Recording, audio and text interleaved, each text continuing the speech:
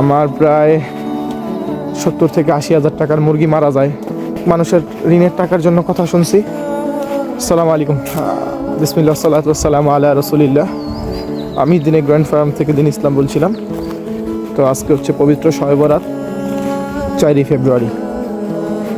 তো আসলে মানুষের সময় এটা আসলে আল্লাহ যে ধৈর্য ধারণ করে, আল্লাহ তার সময় পরিবর্তন করে দেন। তো গত বছরের এই সময়টার কথা আমি বলি। গত বছর এই ফেব্রুয়ারি মাসে যখন শবে বরাত আসে, আসলে আমি তখন প্রচণ্ড পরিমাণ ডিপ্রেস ছিলাম এবং হতাশ ছিলাম। হ্যাঁ, এবং আমি মেন্টালি একদম ভাঙিয়া পড়ছি।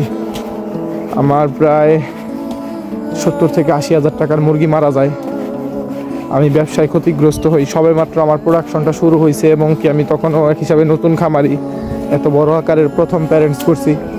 তো আমি আসলে ভাঙ্গা পড়ি। আমি অনেক টাকা ঋণ ছিলাম, ভাঙ্গা পড়ি। তো ওইখান থেকে আসলে আল্লাহর উপর তাওয়াক্কুলটা কখনো হারাই নাই। সবসময় নামাজ পড়ছি, যতটুকু পারছি চেষ্টা করছি, সবসময় আল্লাহর কাছে দোয়া করছি, সবসময় কন্টিনিউয়াসলি দোয়া করছি, ধৈর্য ধারণ করছি।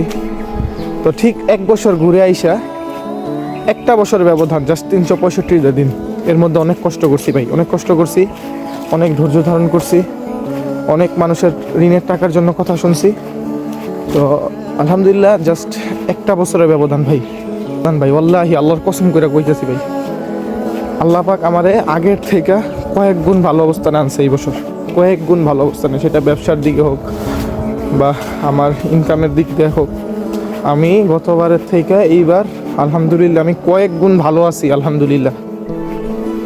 তো আমি সবসময় ভাই, যত বিপদে ছিলাম ভাই, নামাজ পড়ছি, আল্লাহর কাছে দোয়া করছি। আমি সবসময় আল্লাহর কাছে বলছি, আল্লাহ তুমি আমার রব, তুমি আমার জন্য যেটা উত্তম ফয়সালা সেটা তুমি আমার জন্য করে দাও।